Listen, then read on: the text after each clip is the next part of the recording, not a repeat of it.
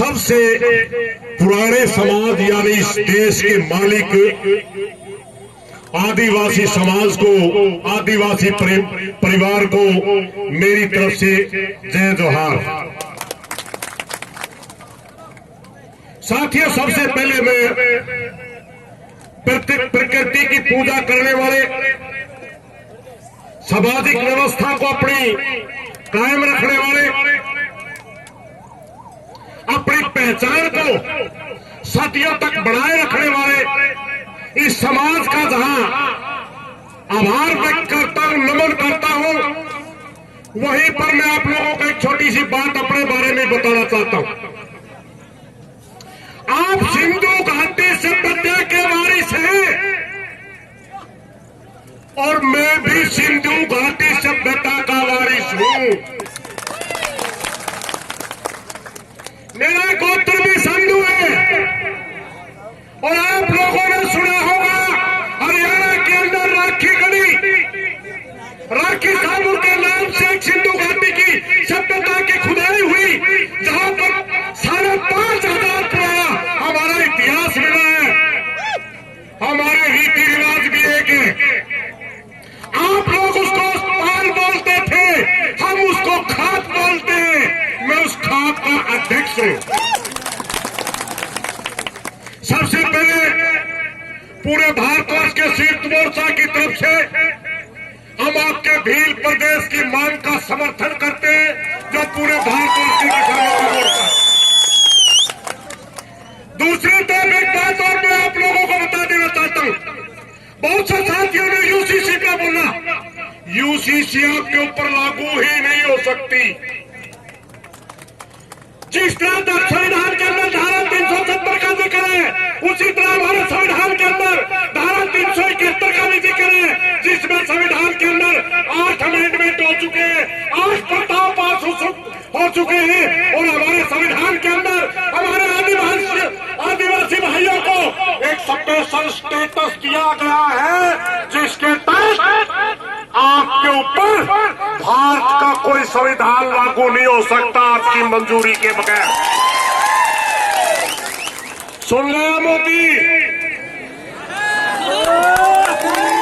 तू अनपढ़ है मोदी, तू अनपढ़ है, तू जानता नहीं देश के संविधान को। डॉक्टर भीमराव अम्बेडकर ने संविधान पर अध्यक्ष में हमारे आदिवासी भाई को एक अधिकार दिया है और हम अपनी जान पर खेल कर भी उस अधिकार को तेरे को छीन नहीं देंगे। क्या समझते हो आप? यूसीसी एक देश में 2 कानून कैसे हो सकते हैं? 40 करोड़ जनता वो है जो आज से पहले यूसीसी का बहिष्कार कर चुकी है, विरोध कर चुकी है। 20 करोड़ मुसलमान भाइयों ने इसका विरोध किया, 3.25 करोड़ सिखों ने विरोध किया, 3.25 करोड़ ईसाइयों ने विरोध किया, 13-14 करोड़ ईसाई हमारे आदिवासी भाई ने विरोध किया और 40 करोड़ लोग हम वो हैं जो पहले तुम्हारे हिंदू एक्ट बिल से तरसते, क्योंकि खापे अपना कानून मानती थी।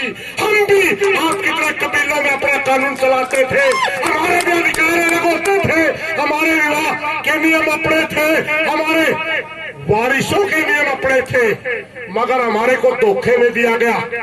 जिस दिन हिंदू एक्ट बिल पास हुआ, हमने भी सोचा था बड़ा अच्छा कानून होगा, मगर आज हम आउट ऑफ बॉर्डर रिश्ता करते थे, अपने गांव में रिश्ता नहीं करते थे, अपने परिवार में रिश्ता नहीं करते थे।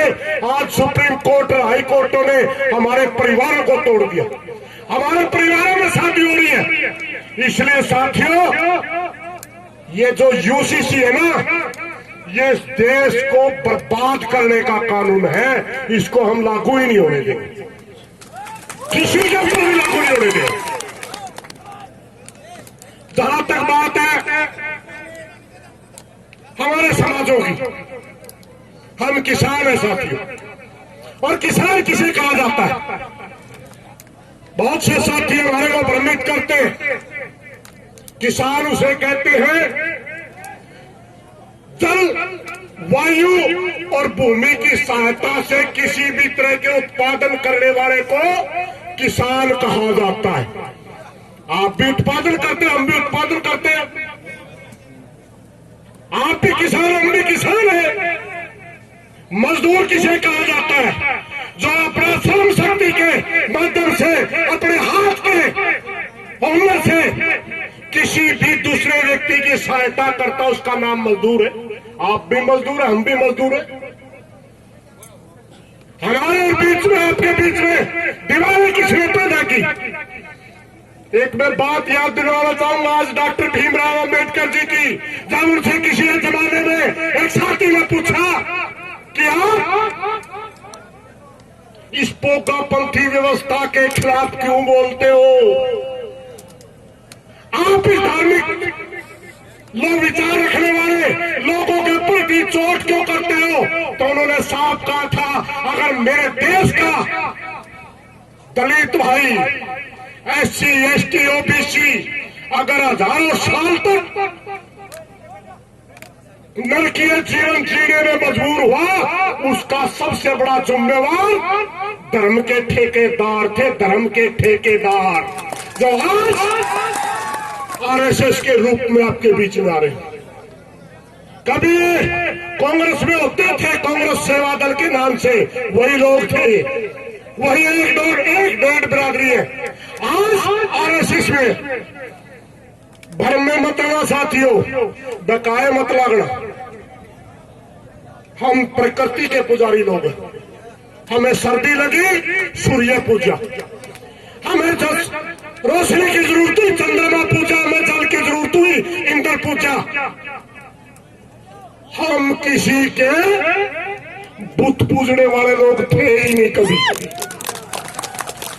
हमारी संस्कृति अपनी संस्कृति होती थी, मगर इन लोगों ने एक बड़ा भ्रम का जाल फैलाया। हमारे देश के लाते ही एक अजगर को छोड़ दिया, और आज हमारे को ये बताता तू हिंदू है, तू सिख है, तू ईसाई है। देने वाले भाई में ज्यादा टाइम नहीं देता। तू कौन होता है बताने वाला भाई? इस देश के संविधान के अंदर, इस देश के संविधान के अंदर हर व्यक्ति को बोलने की आजादी है। इस देश के संविधान के अंदर हर व्यक्ति को धार्मिक आजादी है, कौन किसको मानेगा। मैं हिंदू हूं, गर्व से कहता हिंदू हूं, मगर कोई RSS का गुंडा मेरे को यह नहीं कह सकता कि आप कौन से कपड़े पहनोगे, आप क्या खाना खाओगे, किस प्रदेश में रहोगे और कौन सा काम करोगे। मेरी मर्जी है, मैं किसी मंदिर में जाऊंगा या नहीं जाऊंगा, मेरी मर्जी है। ये कौन होता है? मोदी है, तेरे बाप का देश नहीं है। ये देश हमारा है, ये देश हमारा है, और हम इसको तेरे को तोड़ने नहीं देंगे। ये देश हिंदू, मुस्लिम, सिख, ईसाई सबका था, सबका है और सबका रहेगा। इन्हीं बातों के साथ कोई गलत बात मेरे माफी चाहूंगा। धन्यवाद सर। धन्यवाद दादा सुरेश जी को। अब अगली कड़ी के रूप में हम भजन का आनंद लेते हैं साथियों, आप सभी का साथ। और भजन के लिए कोकिलाइन पार्टी साजा पंचम।